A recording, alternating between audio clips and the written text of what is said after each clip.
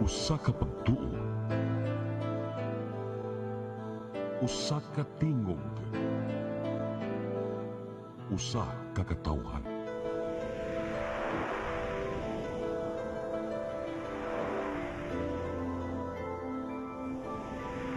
Cebu Catholic Television Network.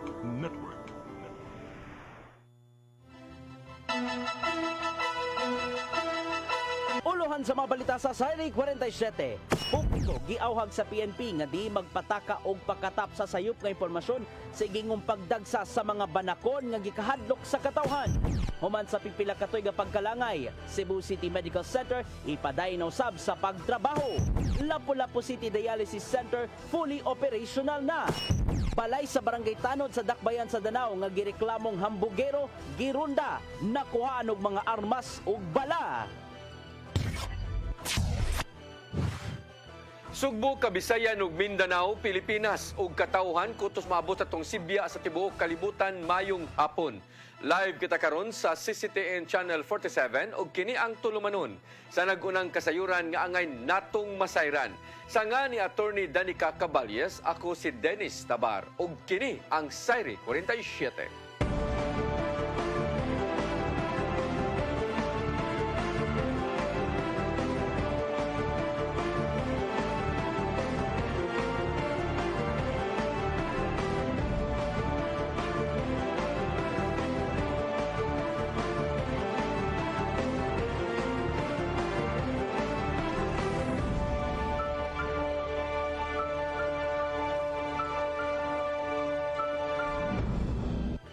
Og karon sa kompletong detalye sa atong mga balita, kapulisan sa lalawigan sa Sugbo miauhag sa publiko nga dili mapataka og pakatap og sayop nga impormasyon kalabot sa pagdagsa karon sa mga banakon sa kalungsuran. Ilabi na karon nga nakamugna na kini og kahadlok ngadto sa katawhan. Ang kasayuran ihatod ni Arnold Bustamante. Daghan na may komento sa social media nga binagsa ang bitin karon nga banakon nga giilanga King Cobra sa kabukiran sa lalawigan sa Sugbo tungod kay dunay naghulog nini sa mga lasang nga mahinungdan sa kahadlok sa mga tao. Apan ang Cebu Police Provincial Office miawhag karon sa publiko nga dili dayon motuni ni ug dili magpataka og pakatap diha sa social media nga dili pa kumpirmado aron dili kini makamugna og kabalaka sa katawhan. Si Police Major Wendell Abiliana, ang information officer sa kapulisan sa lalawigan sa Sugbo, niawhag ginoon sa mga tao ilabi na natugan na muyo sa mga bukirang barangay kung nga doon makita nga bitin sa masa Cobra nga gitawag nila nga panakon nga matawag dayon sa mga barangay official o baka sa Municipal Disaster Risk Reduction and Management Office aron maunay budakop sa mga mananap. We would like to advise our Cebuanos in the province of Cebu to be alert and be careful in the areas that are likely to have the presence of this deadly reptile. Do not panic wherever you see snakes in your locality. Instead, contact your barangay officials, the Municipal Disaster Risk and Reduction Management Office, and also the DNR so that they could address the concern immediately. Kalayo na sab sila sa pamilya natong 64 anyos nga mag-uuma nga si Maximo Milan nga napalga na lang nga patay na sa barangay Babayungan, bukirang dapit sa lungsod sa Dalaget aron ilang hangyoon nga mapaubos sa autopsy ang patayng lawas nini aron masuta kung tinud ba nga ang pinaakan sa bitin ang hinungdan siyang kamatayon. Yang gipasabot nga aron masusi ang mga pagduda o mga pagtuo kinahanglan kini og scientific nga mga eksaminasyon nga may mutumbo kung unsa ang hinungdan sa kamatayon ni Milan. Saglit wala may tao nga nakakita gawas sa samad nini sa lukon-lukon nagituang nga pinaakan sa bitin. Those statements nga without basis, it should be limited and it should be verified before spreading it, spread the information in the community kay maka-create lang din siya og kanang different reactions. So on the part sa ato ang Cebu Police Provincial Office, on the incident that happened in Southern Cebu, our Provincial Director, Police Colonel Percival Sorilla has directed na i-undergo og autopsy ang ang cadaver para mahibawan na to kung unsay cause of death. Una nga mituo ang mga kabanay o ang pamilya sa biktima nga ang banakon nga kubra ang nagpaakang nilan tungod sa samad niini nga ilang nakita. Gingong nanugway sa ang mga kanding ang biktima gahapon sa alas 6 sa buntag ug mihapit usab kini nga pangumpay apan wala na kini makapauli na nga udto nga mahinungdan nga ila kining gipangita apan ila na lang kini nga napalgan nga patay na. Arnold Bustamante, CCTV. Gimandoan sa konsiho sa Dakbayan sa Sugbo ang City Health Department nga gikinahanglang makaandam na og mga bakuna sa mga mapaakan og bitin. Pinaagi kini sa resolusyon ni Consel Ray Gialon nunod sa kahadlok nga nanggawas og nga mga kingkubra dinhi sa syudad. Gawas sa anti-venom, buot usab ni Gialon nga andam ang Cebu City Disaster Risk Reduction and Management Office ug ang Cebu City Environment and Natural Resources sa pag-rescue sa mga bitin nga masaag sa syudad. Sa nanglabay nga mga semana, nasigpatan sa pipila ka bahin sa Dakbayan ang mga king cobra nga mao'y gikabalak-an karon sa mga residente.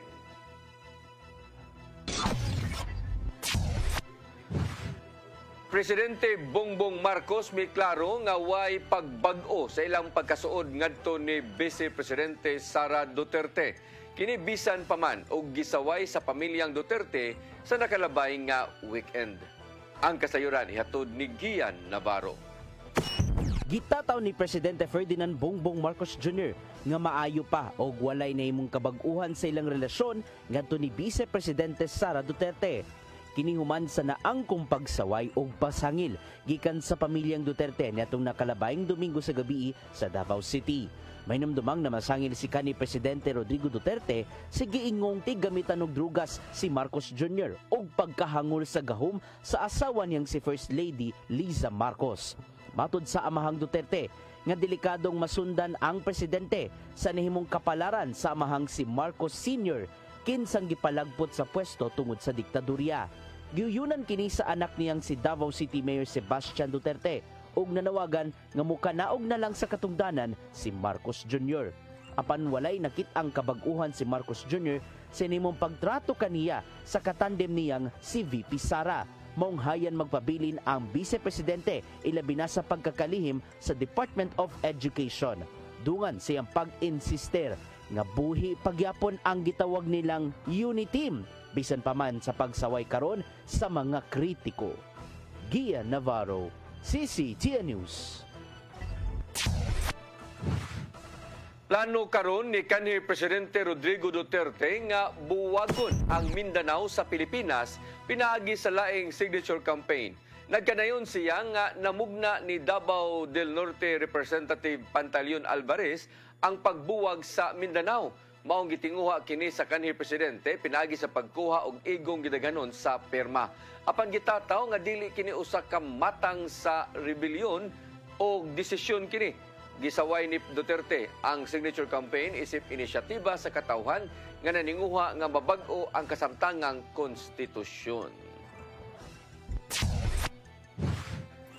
Gipirmahan sa Cebu City Provincial Government o developer ang Philinvest Land Incorporated ang pag-amendar sa ilang Build Transfer Operate deal din pipila ka mga probisyon nga gibag-o mo ang dugang nga rental rate sa Philinvest Land nga maoy bayran ngadto sa Kapitolyo. Suma pa sa ilang kasabutan nga mobayad ang maong land developer og 65 pesos per square meter. Matag buwan og musaka kini og hangtod 5% matag tuig.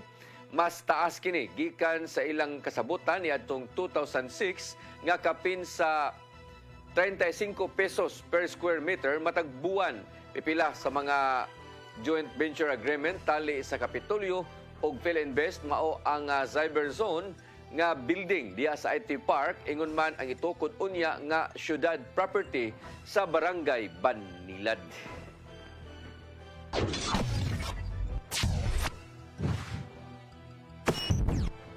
Musunod, human sa pipila katoy nga pagkalangay, Cebu City Medical Center ipadayon na usab sa pagtrabaho. Samtang Lapu-Lapu City Dialysis Center fully operational na.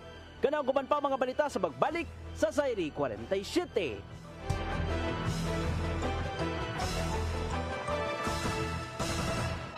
Ako si Mr. Rudy Romares, electrical subcontractor ng maong building. Ani adto nga wala pa ko mogamit og ko'y sakit akong tuhod, iglakaw na ko, akong mga lutaha, no. Labi na gikan ta sa overtime. Di sa ko ganahan mo kaon, nindot na ang resulta kay karon moagi ta sa rampa diha, no. Maglakaw ra jud ko. Mga batan-on nga mauwahin akong lakaw kay kusog na ko mulakaw tungod sa paggamit nako sa koy. So ay mo gamit sa koy kay nindot kay resulta. Daghang kay salamat sa koy herbal capsule. Barato na, epektibo pa.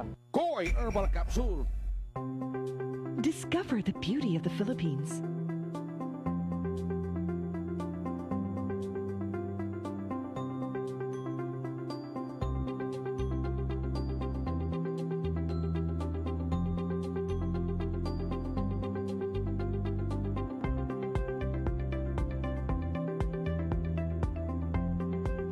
With Philippine Airlines, the country's flag carrier.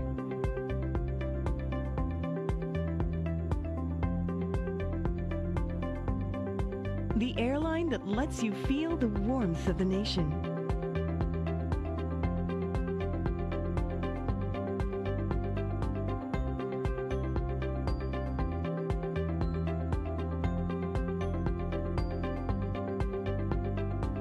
Mabuhay!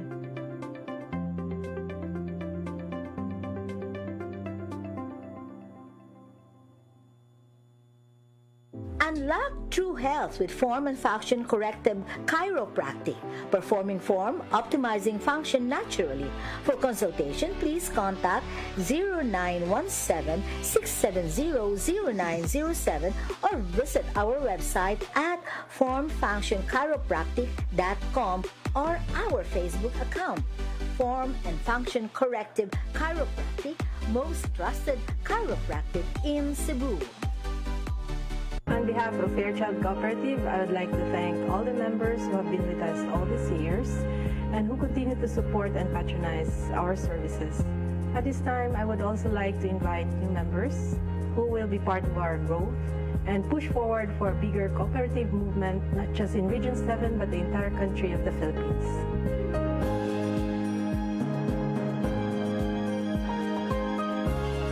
Fairchild Cooperative. Your cooperative, your community, your partner for life.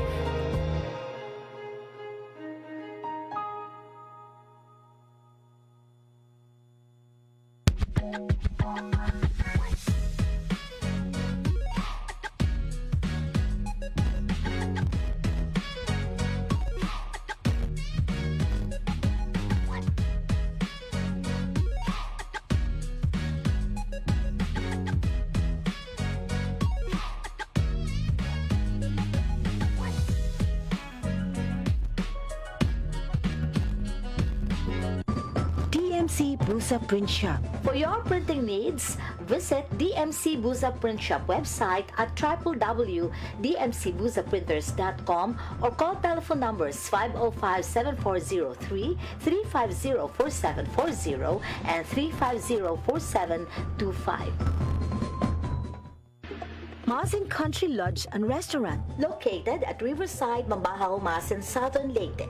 Contact number 053-570-8858. Definitely countrylicious.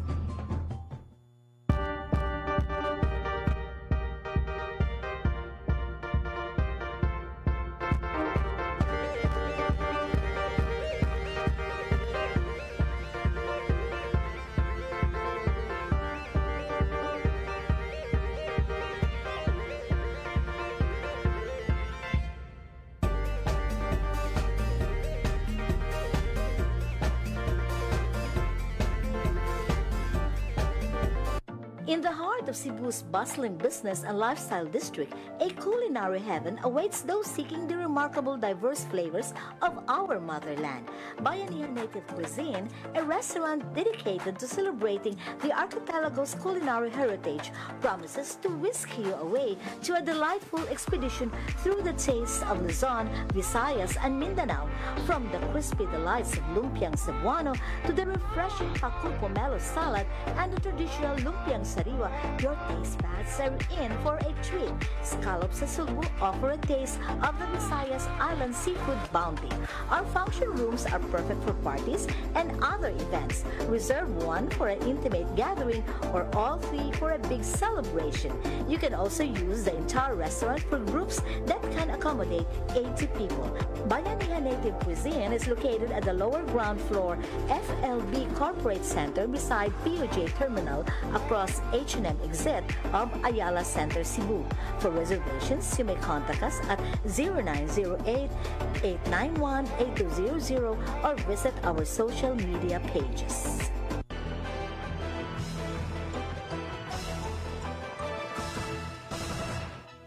Balik sa atong mga balita. Human sa pipila ka tuig nga pagkalangay, ipadayon na ang pagtrabaho sa Cebu City Medical Center Building. Naghinaot ang pangu sa CCMC nga magpadayon na kini hangtod nga mahuman na ang pagtrabaho sa maong edipisyo. Ang kasayuran ni hatod ni Shariza May Uy. Gikatakda nga sugdan na sa pagbalik ang pagtiwas sa pagtrabaho sa Cebu City Medical Center sa buwan sa Pebrero. Kini mao gipaybalo sa Pangulo sa CCMC Dr. Peter Mancao man nga nakauyon na ang tanan nga technical working group sa buhaton nga laka. Muna itong direksyon, ano man yun ang 8, 9 of 10. Nalangay ang pagtrabaho sa CCMC sulod sa siyam katuig, diin gisugdan ang pagtrabaho niini ni atong 2015 pa. Apan tungod sa kakulian, nalangay kini diin gipasalig sab sa Pangulo sa Technical Working Group Engineer Ricky Dakay nga paningwaon nga mahuman ang pagtrabaho sa CCMC sunod tuiga. Nang ginaot sab si Mancao nga ang pagtrabaho sa CCMC dayon-dayon na kini ug wala nay masugatan pa nga problema. Ano lang, may nahinayo na lang ang pag-expand sa horizontal, paglimpyo, ano. Shariza May Uy, CCTN News. Syudad sa Mandaue, makabato na unya og Super Health Center sa Dili Madugay. Ang City Health Office ni anunsyo nga itukod ang unang Super Health Center sa syudad sa unang quarter ning tuiga.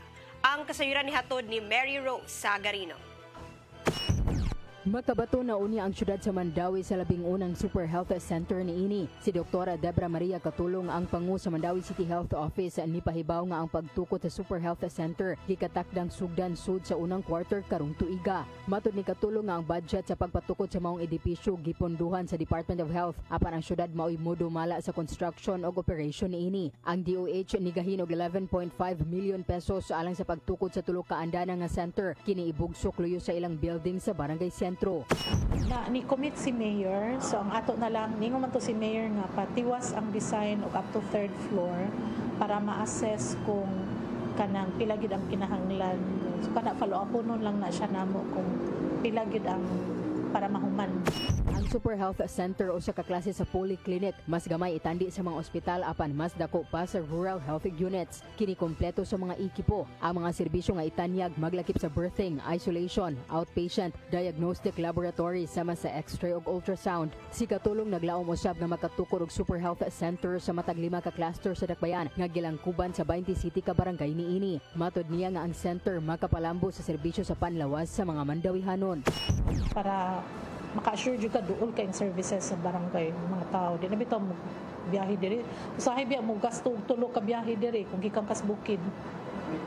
Di ba? Nga napay uban nga wala di gyud lisod na kaayo sa mga tao. Uban maglakaw in taon na gikan kanduman. So muna nga para dili na mo balik adto is hatag na tong services i-build up ang mga capacity sa mga health centers o mga providers na to health service providers para tanang services gidunta as much as possible mas duol nila. Mary Rose Sagarino, CCTN News. Fully operational na ang Lapu-Lapu City Dialysis Center. Mahinumdumang niadtong Setyembre 8 sa miaging tuig giablihan og karon makaalagad na og mga pasyente nga adunay problema sa kidney. Kinitungod kay anaa na kini mga espesyalista nga nagserbisyo og 15 ka unit nga dialysis machines. Mato de City Councilor Emilio Galarosa, 90 ka pasyente ang laumang maalagaran matag adlaw kay matag machine makaserbisyo og unom ka pasyente. Sa maong dialysis center, hayan maserbisyuan ang mga kabus sa Dakbayan nga dili na kinahanglan pang muadto sa silingang mga syudad aron lang magpatambal.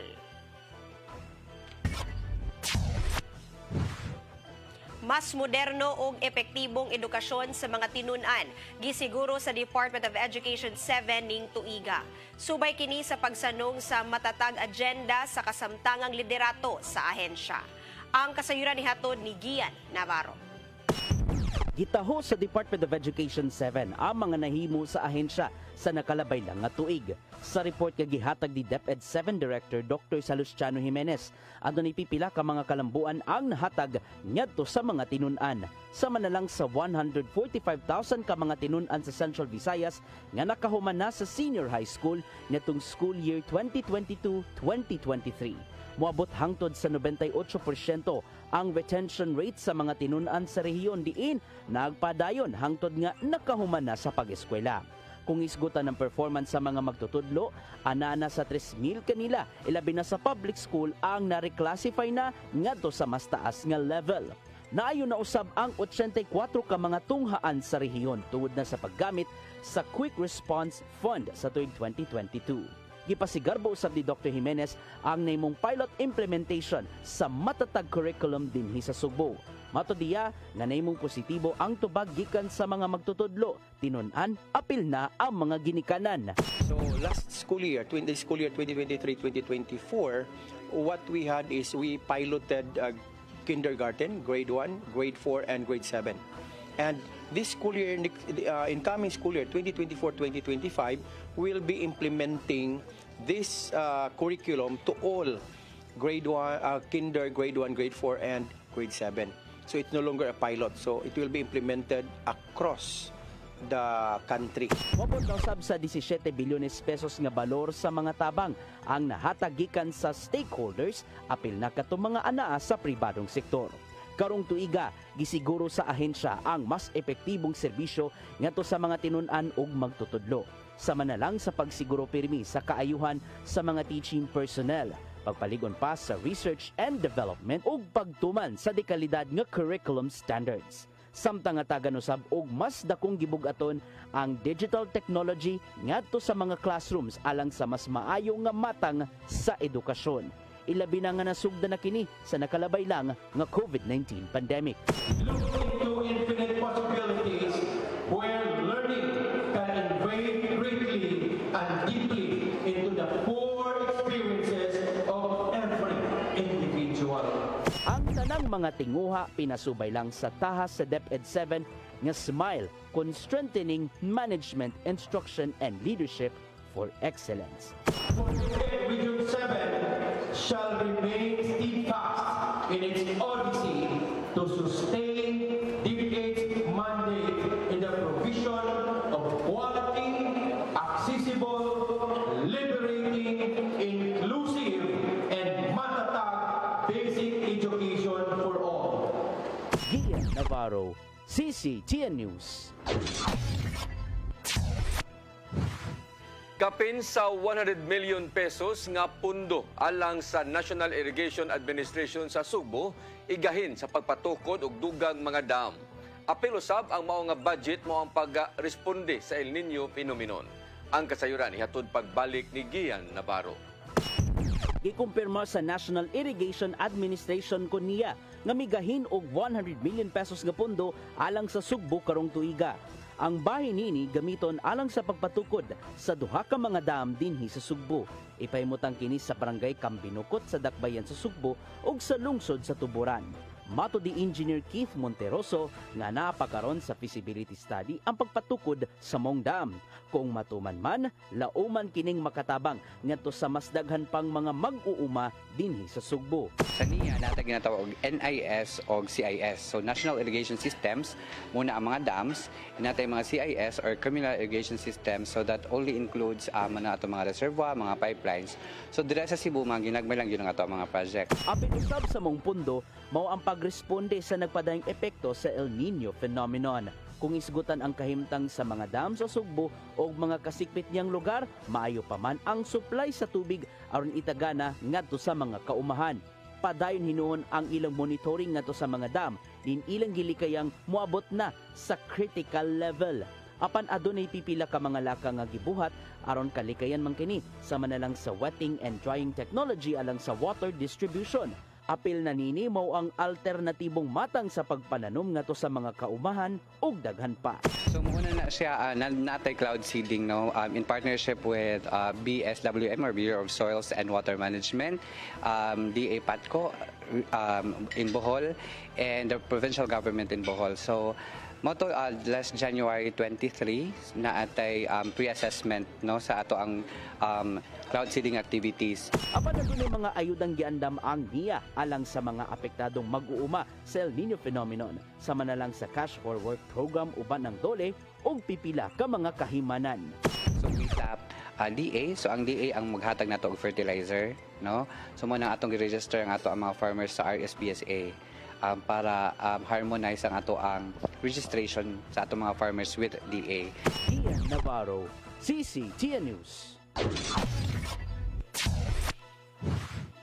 Pakusgan pa sa kapulisan sa lalawigan sa Sugbo ang ilang anti-criminality campaign karong tuiga sa kalungsuran. Lakip sa ilang gipatutukan ang pagpangita sa mga wanted person ug ang mga armas nga walay lisensya. Ang kasayuran ni hatod ni Arnold Bustamante. Hingusgan pa sa Cebu Police Provincial Office ang ilang kampanya batok kriminalidad karong tuiga. Ngauna nilang gisugdan atol sa paglingkod sa ilang hepe nga si Police Colonel Percival Surilia. Mato ni Police Major Windel Abeliana, ang information officer sa kapulisan sa lalawigan sa Sugbo, kailang panambuo ng ilang kampanya batok sa illegal nga drugas, illegal gambling, pagukod sa wanted person ug aga pag-embargo sa mga loose firearms. Tinguhan nila nga makuhaan ang problema sa illegal nga drugas sa matag lungsod. Sa lalawigan sa Sugbo, lakip na kadto nga dunay mga pending nga kaso sa korte nga parayon pangagipangita sa balaod. On that note, the Cebu Police Provincial Office is sustaining the gains of the anti-criminality campaign of the PNP, focusing on the flagship programs of the PNP, which are anti-illegal drugs, anti-illegal gambling, campaign against loose firearms, and wanted person. Karmo ni Abiliana ang resulta sa ilang anti-criminality campaign gikan sa Enero 22 ngadto na sa Enero 28, 2024. Di nakasikop silang 63 ka mga drug personalities atol silang 47 ka mga anti-illegal drug operations nga may resulta sa pagkasakmit sa 441.26 gramos sa gituang sabu nga doon standard drug price nga 3.5 million pesos. Wala usab magpaulahi ang ilang pagpangita sa mga wanted persons. Di nakalusad silang 24 ka mga operations nga may resulta sa pagkasikop sa 28 ka mga tao nga doon mga warrant of arrest. Lakip na nini ang pagsakpit sa 31 ka mga armas nga balay lisensya gikan sa siyam ka mga suspitsado nga napasaka ng kaso sa korte. Arnold Bustamante, CCTN News. Musunod, balay sa barangay Tanod sa Dakbayan sa Danau nga gireklamong hambugero, gironda, nakuhaan pa og mga armas ug bala. Kanaw guban pa mga balita sa pagbalik sa Sayri 47.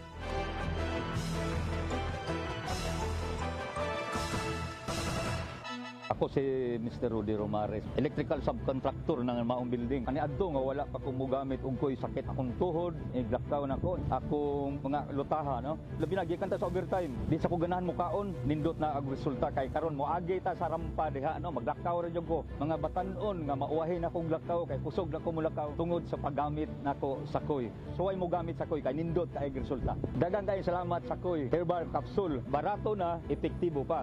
Koy Herbal Capsule. Masin Country Lodge and Restaurant, located at Riverside, Mambahaw, Masin, Southern Leyte. Contact number 053-570-8858. Definitely countrylicious.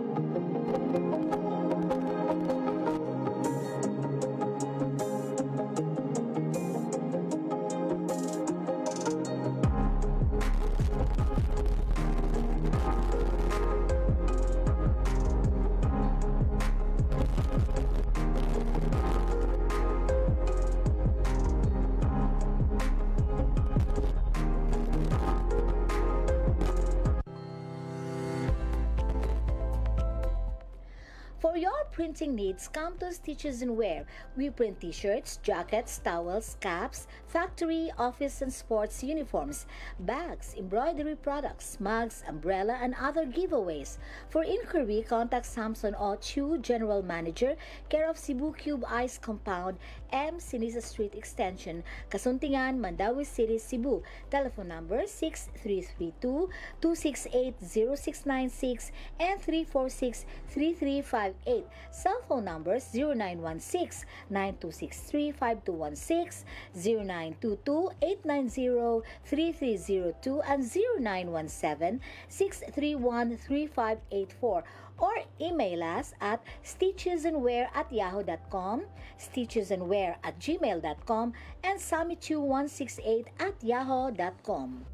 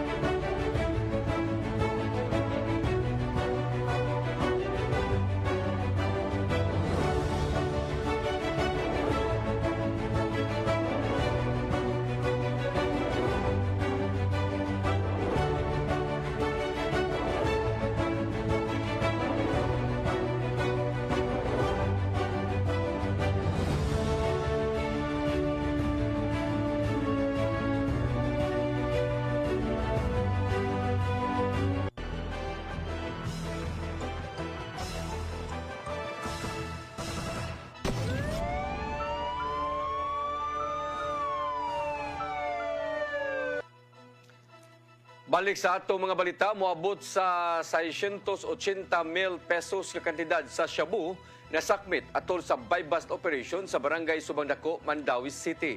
Nagagikan ang maong nga droga sa usa ka high-value individual. Ang kasayuran ihatod ni Mary Rose Sagarino. Nasikop sa personnel sa Mandawi City Police Office ang usa ka high-value individual ato sa ilang gipahigayon nga buy-bust operation sa F.A. Zweleg Street sa barangay Subangdako kaganinang kadlawon. Ang suspect giilangan si alias Nico, 33 anyos, residente sa barangay Hagubyaw sa syudad. Nasakmit gikan kaniya ang 100 grams nga shabu nga adunay street value nga 680,000 pesos. Si Police Lieutenant Colonel Mercy Villaro ang tigpamaba sa MCPO nagkanayon nga makadispose ang suspect og 300 gramos nga shabu sud lang sa usa ka semana. Ang iyang network anaara usab sa nagkadaiyang lugar sa Mandawi. Kanisad pod na ato ang arrested person is naasad po niya siya na-monitor sa po niya agikan ato ang last January nga nakuha nato diri sa Mandawi City Police Office nga 3 kilos of shabu, so isa siya sa mga na-monitor. So maybe ang iyahang kalambigitan sa pod is close in gikan sa katong 3 kilos. Isa siya sa mga na-downline. Mato ni Villaro nga aduna na sila mga pangan sa mga gidudahang tinubdan sa supply sa suspect o kasamtangan nilang gimonitor. Si Nico na balhog sa Kanduman Police Station o magatubang og kaso kalapasan sa Republic Act 9165 o Comprehensive Dangerous Drugs Act of 2002. Mato ni Villaro nga Setyembre ni aging tuig na dakpan usab si Nico tungod sa illegal nga drogas. Apan nakagawas ra usab kini sa prisuhan human ni avail sa plea bargaining. Mary Rose Sagarino, CCTN News. Gironda sa mga sakop sa PNP-CIDG ang balay sa Chief Tanod sa Barangay Maslog, Dakbayan sa Danao kaganinang buntag. Nasakmit gikan kang Alan Rom ang kalibre 45 nga pistola ug usa ka Aresca Japanese rifle nga walay serial number. Lakip na ang nagkalain-laing bala sa lain-lain nga kalibre sa armas. Ang operasyon natigayon tungod sa reklamo sa usa ka concerned citizen nga magwara-wara matud pa siyang armas ang suspect suspek sa ilang lugar nga maoy hinungdan nga nangahadlok na ang pipila ka mga residente. Gawas pa hambugiro usab og mukuha og armas kun masuko. Ang pagpangronda kabahin sa Oplan paglalansag Omega sa CIDG batok ni adtong mga tawo nga nagkupot og armas nga walay lisensya. Samtang sa laing balita, niubos og 30% ang krimen sa Lapu-Lapu City niadtong tuig 2023 itandi sa susama nga panahon sa tuig 2022. Gikan sa dulan 3,000 nakatala na lang og dulan 2,000 ka mga krimen ang Lapu-Lapu City Police Office ug adunay 870 nga diferensya. Matod ni Lieutenant Colonel Christian Torres, antipamaba sa LCPO, nga ang pagpangawat mao'y labing taas nga insidente nga na-report o gisundan kini sa physical injuries. Apan dugang paniya nga bisan og ang mao nga insidente lisod wag tangon, kung nasiguradoon nila nga tagaan kini nila og aksyon aron mapugnan ang susama nga mga panghitabo. Tunod sad nato kay kana lagi ang duha matong trabaho, crime prevention o crime solution. Totally dili nato ma-eliminate ang crime. We will see to it ang katong mga naitabo nga mga pagpangawat is atong ma-solve. Taas ato ang rate sa ato ang crime clearance o crime solution efficiency. Kay dili man ta mo undang anto dili nato ma-clear ang kaso or ma-solve ang kaso. Usa ka pawikan nga kaduha ng gi-rescue, posibleng naka-recover na. Human wala na kini masigpati sa Daplin sa Marine Sanctuary. Ang kasayuran ni hatod ni Crystal Joy Felerca. Usa ka pawikan nga gibanabanang nagpagidaron og tulo ngadto sa 5 ka tuig ang na-rescue sa local aquamarine water sports ni adtong Lunes. Giila ang mong pawikan nga usa ka babaeng juvenile green sea turtle ug adunay katas-on nga 17.5 inches ug adunay gilapdon nga 15 inches. Matod ni Jocelyn Abayan, ang Environmental Management Specialist sa City Environment and Natural Resources sa Lapu-Lapu, nga niadtong Lunes nakadawat sila og report pasado alas 9 nga adunay pawikan nga natanggong sa Liberty Shrine sa Mactan. Nasaktuhan nga naay taga-sendro nga nagmonitor sa maong lugar maong dali kining narespondihan. Apan gibuhian kini dayon sa Maribago Public Beach tungod kay naobserbahan Manila ang anaa kini sa maayong kondisyon. Apan milabay ang 2 ka oras, nakadawat na usab sila og report nga naa na say nakita nga pawikan duol sa J Park Island Resort ug nakumpirma nga maong pawikan ra gihapon maong gidala kini ngadto sa Water and Search Rescue sa Lapu-Lapu. Tanaw na mo kung the same bang pawikan ang atong nakitaan dito sa may Liberty Shrine o katong dito sa may J Park nga naglangoy-langoy.